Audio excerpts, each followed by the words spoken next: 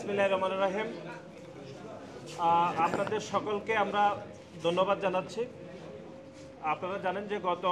3 দিন আগে ঢাকা বিশ্ববিদ্যালয়ের মাননীয় ভাইস চ্যান্সেলর মহোদয়ের নেতৃত্বে আমরা একটা প্রতিনিধি শিক্ষকদের সাথে বাংলাদেশের 23টি ছাত্র সংগঠন আমরা একটা জরুরি মিটিং করেছিলাম। সেখানে আপনারা জানেন যে শিবিরের গুপ্ত রাজনীতি এবং শিবিরের অতীতে গণহত্যার সাথে সম্পৃক্ত থাকার কারণে সেখানে 5টি ছাত্র সংগঠন সেই মিটিং থেকে ওয়াকআউট করেছিল এবং যতগুলো ছাত্র সংগঠন তাদের বক্তব্য পেশ করেছিল প্রায় একটি ছাত্র সংগঠন ব্যতীত প্রায় সকলেই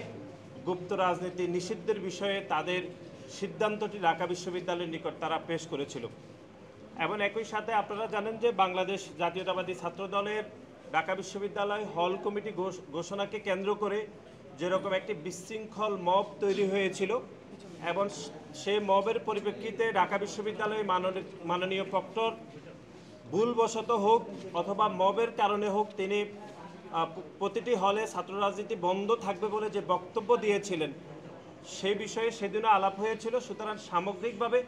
কয়েকটি বিষয়ে সুস্পষ্টভাবে ঢাকা বিশ্ববিদ্যালয়ের নিকট আমরা ঢাকা বিশ্ববিদ্যালয়ের অবস্থান জানতে চেয়েছি। বিশেষ করে আপনারা জানেন যে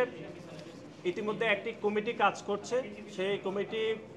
ঢাকা বিশ্ববিদ্যালয়ে ছাত্র রাজনীতির ধরন কীরকম হবে, ঢাকা বিশ্ববিদ্যালয় হলগুলোতে আবাসিক হলগুলোতে ছাত্র রাজনীতির ধরন কীরকম হবে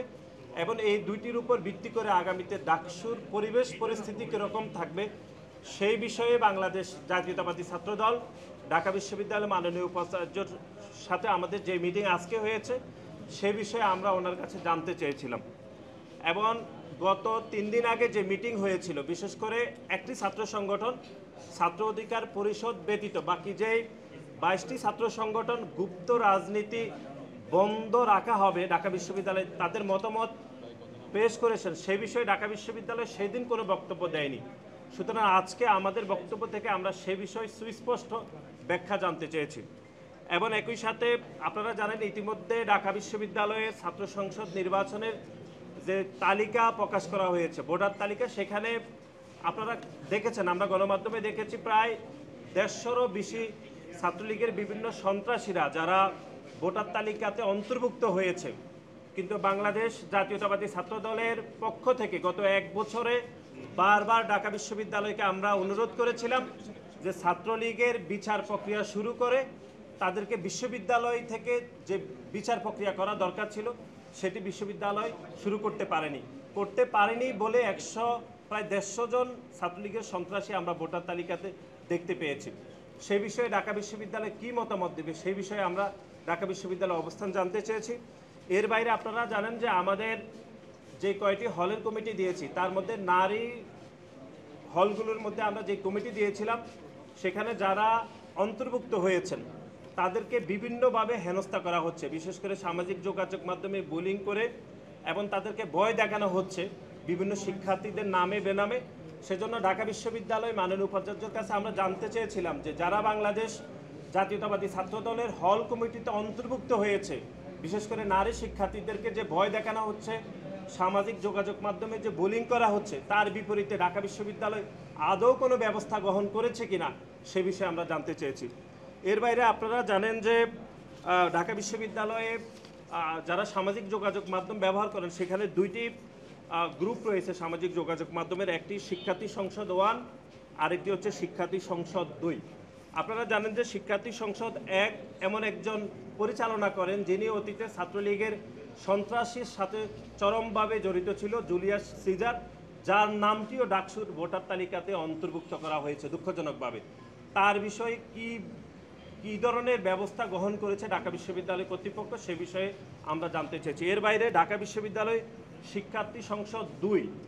সেখানে বাংলাদেশ জাতীয়তাবাদী ছাত্রদলের নামে বেনামে যেরকম প্রোপাগান্ডা করা হয় সারাদিনে সে বিষয়ে মাননীয় উপাচার্য মহোদয় আমাদেরকে 6 মাস আগে বলেছেন তিনি ঢাকা বিশ্ববিদ্যালয়ের শিক্ষার্থী সংসদ 2কে তিনি মনিটরিং করবেন, তিনি দেখাশোনা করবেন। কিন্তু আজকে 6 মাস পরেও এসে একই অবস্থা, অর্থাৎ ঢাকা বিশ্ববিদ্যালয় সামাজিক যোগাযোগ মাধ্যমের যে একটি গ্রুপ রয়েছে শিক্ষার্থী দ্বারা নিয়ন্ত্রিত হয় শিক্ষার্থী সংসদ 2 সেটাও আগের অবস্থায় রয়েছে, অর্থাৎ সেখানেও একই ন্যারেটিভ তৈরি করা হচ্ছে। বাংলাদেশ জাতীয়তাবাদী ছাত্রদলের নামে বিভিন্ন প্রোপাগান্ডা করা হচ্ছে, বিশেষ করে আমাদের যে নারী শিক্ষার্থীরা যারা ছাত্রদলের কমিটিতে অন্তর্ভুক্ত হয়েছে তাদের নামে বিভিন্ন বোলিং করা হচ্ছে, তাদের নামে প্রোপাগান্ডা করা হচ্ছে, সামাজিক যোগাযোগ মাধ্যমে তাদেরকে হেনস্থা করা হচ্ছে। তার বিপরীতে আমরা বাংলাদেশ জাতীয়তাবাদী ছাত্রদল সুস্পষ্টভাবে আমরা এগুলো ব্যাখ্যা দাবি করেছিলাম। আরও দুই একটি বিষয় ছিল, সেটি হচ্ছে আপনারা জানেন যে বিভিন্ন হলগুলোতে সামাজিক সাংস্কৃতিক সংগঠনগুলোতে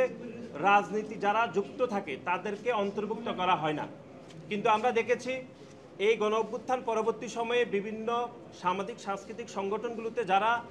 অন্তর্ভুক্ত হয়েছে অথবা যারা নেতৃত্ব দিচ্ছেন তারা গুপ্ত শিবিরের রাজনীতির সাথে জড়িত আমরা ইতিমধ্যে প্রমাণ পেয়েছি এবং সেই প্রমাণগুলো আমরা ঢাকা বিশ্ববিদ্যালয় মাননীয় উপাচার্য মহোদয়ের কাছে আমরা দিয়েছি। সুতরাং সার্বিক এই সকল বিষয়ে আমরা আমাদের বক্তব্য পেশ করেছি। এবং আরেকটি সুস্পষ্ট বিষয় সেটি হচ্ছে আমরা গণ অভ্যুত্থান পরবর্তী সময় দেখেছি যে ঢাকা বিশ্ববিদ্যালয় মাননীয় প্রক্টর, মাননীয় উপাচার্য এবং প্রক্টর সহ সবাইকে ঢাকা বিশ্ববিদ্যালয়ের বিভিন্ন গুপ্ত সংগঠনের নেতাকর্মীরা একই সাথে ঢাকা বিশ্ববিদ্যালয়ের সামান্য কিছু সাধারণ শিক্ষার্থীরাও যেরকমভাবে হয়রানি করে অথবা মব করে বিশ্ববিদ্যালয়ে অভিভাবক সুলভ আচরণ করে না শিক্ষার্থীদের পক্ষ থেকে, তারা বিশ্ববিদ্যালয়ের অভিভাবকদেরকে যেরকম আচরণ করার দরকার সেরকম আচরণ আসলে করেন না। অর্থাৎ তারা মাননীয় উপাচার্য সামনে যেরকম বক্তব্য দিয়ে থাকেন অথবা যেরকম ন্যারেটিভ দাঁড় করেন অথবা মাননীয় উপাচার্যকে যেভাবে সরাসরি আক্রমণ করেন, আমরা মাননীয় উপাচার্যকে বলেছি এরকম যদি হতে থাকে তাহলে ঢাকা বিশ্ববিদ্যালয় ইতিহাস ঐতিহ্যে ব্যাপকভাবে ক্ষতিগ্রস্ত হবে এবং ঢাকা বিশ্ববিদ্যালয়ের সাবেক অ্যালামাইন যারা রয়েছেন তারা ব্যাপকভাবে এই বিষয়ে তাদের মনক্ষুণ্ণতা ঢাকা বিশ্ববিদ্যালয়ের নিকট ইতিমধ্যে জানিয়ে দিয়েছেন। সুতরাং আমরা মনে করি ঢাকা বিশ্ববিদ্যালয়ের সাধারণ শিক্ষার্থী এবং বিশেষ করে গুপ্ত সংগঠনে যারা রয়েছেন তারা ঢাকা বিশ্ববিদ্যালয়ের মাননীয় উপাচার্যকে ঢাকা বিশ্ববিদ্যালয়ে যারা আমাদের অভিভাবক রয়েছে তাদের প্রতি যেরকম বিমাতা সুলভ আচরণ করেন সে বিষয়ে আমরা বিশ্ববিদ্যালয়ের উপাচার্য বরাবর আমরা আমাদের মতামত দিয়েছি। সুতরাং সার্বিক বিষয়ে